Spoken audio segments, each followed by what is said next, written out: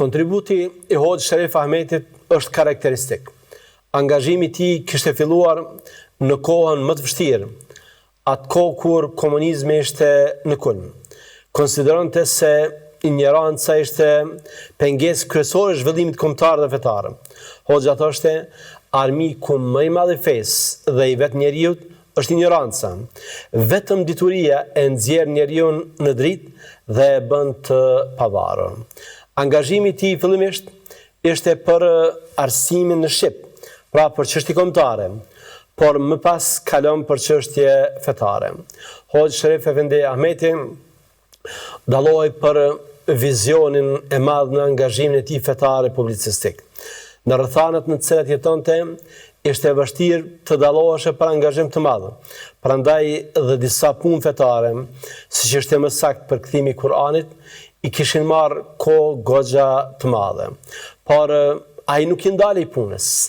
Ai nuk i ndai asnjëherë punës. Publikonte, siç flet vetë në një intervistë, pjesë caktuara të Kuranit, ndërsa kur komunizmi u ballafaqua me disa telashe, ai shfrytëzoi këtë kohë kur ata nuk merreshin shumë me çështjet fetare për t'i publikuar veprat. Kjo pra flet për vigjilencën dhe largpëmsinë e tij. Ka shfrytzuar momentet dhe ka ofruar këtë vepër jetësore. Hoxha u angazhua shumë në ngritjen e vetdijes fetare. Ishte kundër rrymave ekstreme sufiste. Kishte ngritur madje zërin edhe në instancat më të larta të Bashkisë Islame të asaj kohe në Sarajevo. Për këtë shkak, element dallues i shkrimeve të tij ishte aktualiteti. Këtë e gjejmë edhe në trajtesat që kishte për profetin Muhammed, paqja e Zotit qoftë mbi të.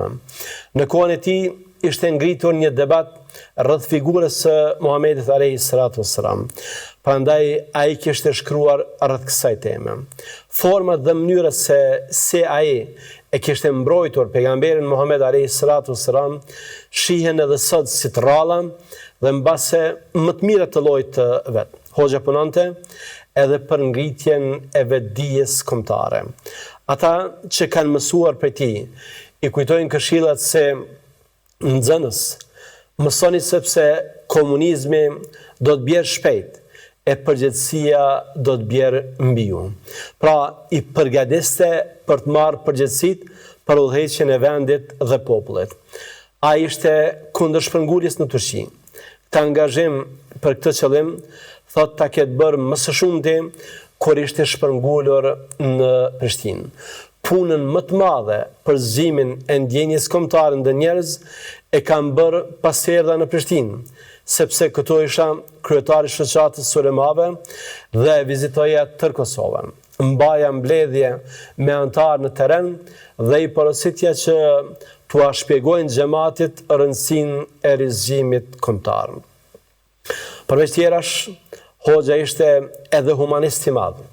Përmendëm më parë se Kurani me përkthim që botuar në më shumë se 1 milion kopje dhe dikush i kishte thënë, sikur ta shisje, qoftë edhe me çmim të vogël dhe të leje pas vete ndonjë hajrat i cili do ta përjetësonte emrin tënd.